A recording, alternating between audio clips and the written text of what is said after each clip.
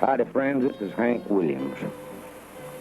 I've been down here in Funiac Springs for about the last 3 or 4 days, visiting a very good friend of mine, and a friend of yours, too.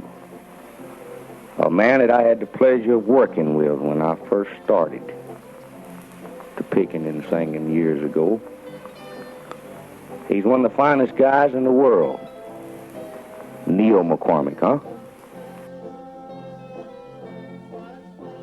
Hiring Hank, raising him like he was his own son, and playing on all of Hank's first hits stands alone for legendary.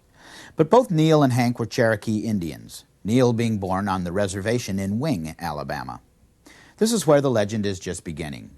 Back then, Indians found it difficult to work, even as musicians, in some places. Well, Highway Troubadour was, back when I started, Indian couldn't stay in Georgia. He'd go out for 10 days, had to have a permit. But I got that little abolished. Now I can go and stay when I get ready and come back when I get ready. I'm Indian, but they didn't know where it was. I was Indian or Hawaiian. They didn't know the difference. Most of them didn't, so I just called it Highway Troubadour. Just went on.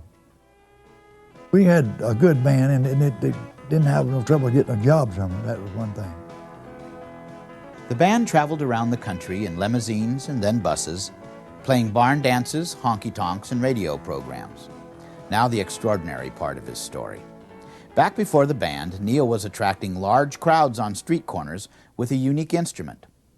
Upon some investigation, it just might be that Neal could have invented the first electric guitar, using parts from a Model T Ford. Well, I got an idea. I was playing theaters, and shows out on the road.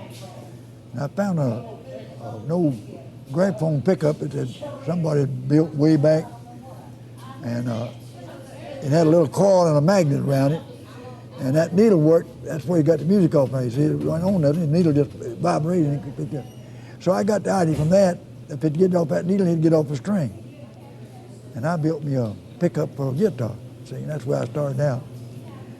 And I built most of that out of an old Model T automobile, and it wore out of a coil, and the magnets off the old flywheel, but I made it work, and it worked good. It was just real loud. And that was back in, I believe, maybe 29 or 30. My person I built was just as loud as it could be. You could just knock walls off with it and everybody could. I put the magnets up close to them nails that went through there in that pickup, and it'd tell the news, And I carried the first electric guitar in WSM, and it went in there. And every time I'd hit a loud note, it'd knock them off in the air. They couldn't keep me on the wind, so I told them then, though, that they'd better get it ready, because where I stopped at, I had a crowd. I said, this electric business is going to come in. And then I got it is for sure that he invented the first four-sided steel guitar, because he used hindsight and got a patent. And I got on some network shows, and I said, well, I've got to fix something. So I figured out to fix it square like this, where it would turn over and over, you see. And all you had to do is roll it, get another tuning. And it made it handy. See, I put that thing on there. That's off of an old Chevrolet light switch. See, that is right there. Later, Neal built 3 studios in Nashville. He played and associated with all the top performers, from Gene Autry and Roy Acuff to Elvis Presley. His recollections go on and on about his life. Not all my life, but part of my life, all up to down.